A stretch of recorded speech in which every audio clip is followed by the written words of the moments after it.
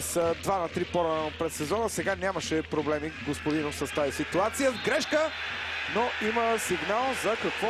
За засада. Да видим и от тук повторението. Да, може би е момента, да. Това е момента, в който е отсъдена засада, но пък Спас Делев не игра с топката. Лазаров по всичко изглежда ще стреля. Засилва се Здравко Лазаров. Удар на Здравко Лазаров право в ръцете на Горан Блажевич. Белаид. Той греши, но пък топката стига до Гаджев, който се рода косвено търси Валери Божинов. Удар на Божинов и това е аут. Сега пък сериозни претенции. Не, никаква засада. Йордан Тодоров, човека, който първи дигна ръка, покри Валери Божинов в тази ситуация. Удара на Божинов обаче мина в страни от вратата. Тук и видяхте как Асен Георгиев с лекота спечели високата топка. Сега обаче опасност пред вратата на Блажевич, който трябва да излиза на време. Прави на посоки. И сега грешка в защитата на Локомотив Пловдив. Дава възможност на сините да атакуват опасно. Изстрел, топката отново не е във вратата.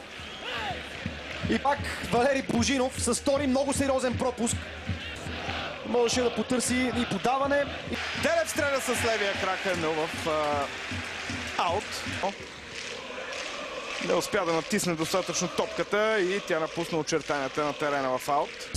Ще последва центриране. Разминава се защитник на Локомотив Пловдив, а доста лежерно действа в някои ситуации защитниците на домакините. Владимир Гаджев. Замахва Владимир Гаджев, стреля над вратата. С малко Здравко Лазаров беше за последния в защитата. Сега обаче каква суматока в наказателното поле на Локомотив Пловдив. Налага се Йордан Господинов да боксира. Като състояние изглежда по-добро. Да видим какво се случи. Ето го центрирането. И намесата на Йордан Господинов. Кардо Нунеш. Фалцово центриране на левия защитник. Разбъркване в наказателното поле и удар, който отново не е в целта.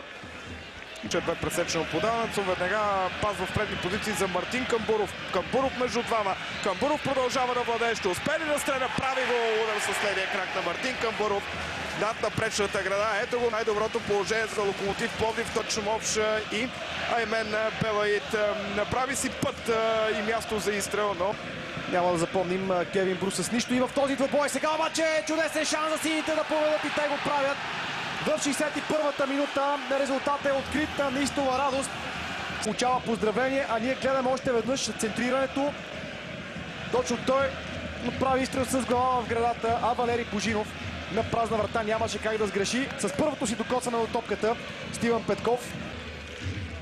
Центриране на Здравко Лазаров към задната града. Удар там, претенции от страна на футболиста на Локомотив Пловдив, че топката е влезла във вратата. Спас Делев е футболиста, който пропусна. Посегна за топката Аймен Белаид, не можа да играе с нея. Още веднъж пропуска на Спас Делев. Според мен решението на рефера е коректно. Добре се измъкна. Диего може да шутира. Прави го. Право в ръцете на Горан Блажевич. 30 метра Гаджев. Двойно подаване между него и Макриев. Няма засада. Удар на Гаджев и това е 2-0 за Левски. 72-а минута на срещата. Левски, можем да кажем, нанася своя решителен удар. Гаджев успя да вкара втори гол във вратата на домакините. Ето повторението на гола. Прекрасно двойно подаване. И точен удар на Владимир Гаджев. Насочи топката с вътрешната част. Тук се получи двойно подаване. Шанс за Левски и това е 3-0. Не! Топката среща на пречната града. Може да вкара първия си гол за Левски в професионалния футбол. Много добре чукна топката Мисяк. Късмет за Локомотив Пловдив в тази ситуация. Излишно дълго топката, логично я загуби. След това се хвърля на шпагат и нищо чудно да получи жълт картон, защото това влизане определено заслужава санкция. Червен картон. Червен картон в ръцете на главния съдия. И Белаид, ето още веднъж неговото влизане. Без въобще да играе с топката отзад. Ще влезне в игра при следващото спиране на играта.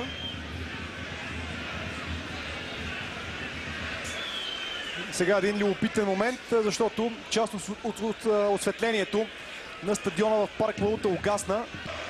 Вижте как пък светят чак с феновете със своите телефони. Играта е спряна.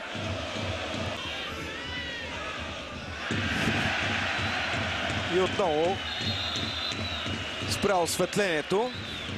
Отново играта е спряна от главния арбитър Таско Тасков.